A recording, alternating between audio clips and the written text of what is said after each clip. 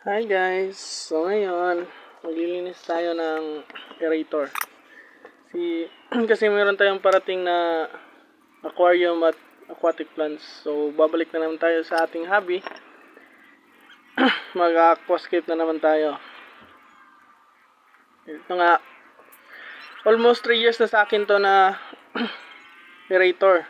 Itabi ko lang kasi tumigil din ako sa pag-aquascape. Dahilan sa kulang sa financial at may mga importante rin akong ginawa gaya ng nag-aral ako at saka nagtrabaho. So ngayon, balik hobby na tayo. Ngayon nga ay nilinis ko to para magamit din natin pagdating ng ating aquarium at mga aquatic plants. Sana maging successful yung plano natin na magbalik sa ating hobby. Kasi nga, alam naman natin sa aquascaping, hindi talagang magastos. At ngayon, parang medyo dihado tayo sa financial, pero laban lang. Kasi sa hobby, kung gusto mo, maraming paraan. Pero pag ayaw mo, siyempre, marami ding dahilan.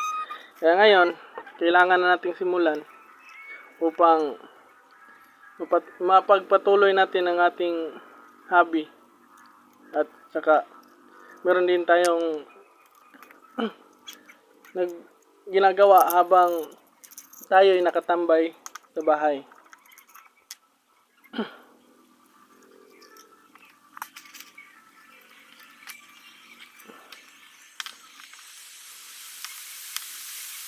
Itong aerator nito is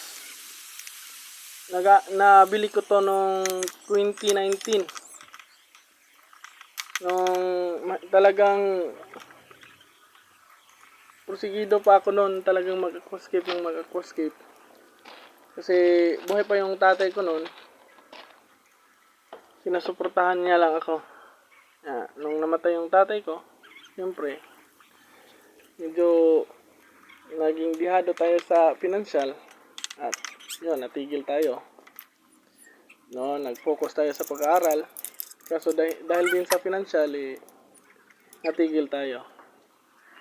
Kaya nagtrabaho tayo doon ako nagtrabaho sa Tagbilaran. Pagkatapos, kasi nga yung nanay ko medyo matanda na rin.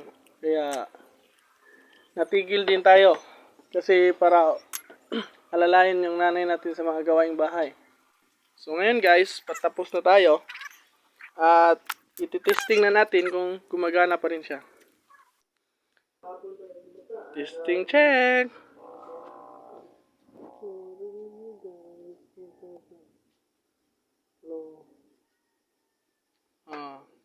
Pakinggan nyo guys, diba?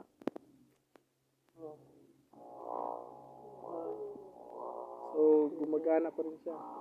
Susugit na yung off niya. Magamit pa rin natin siya.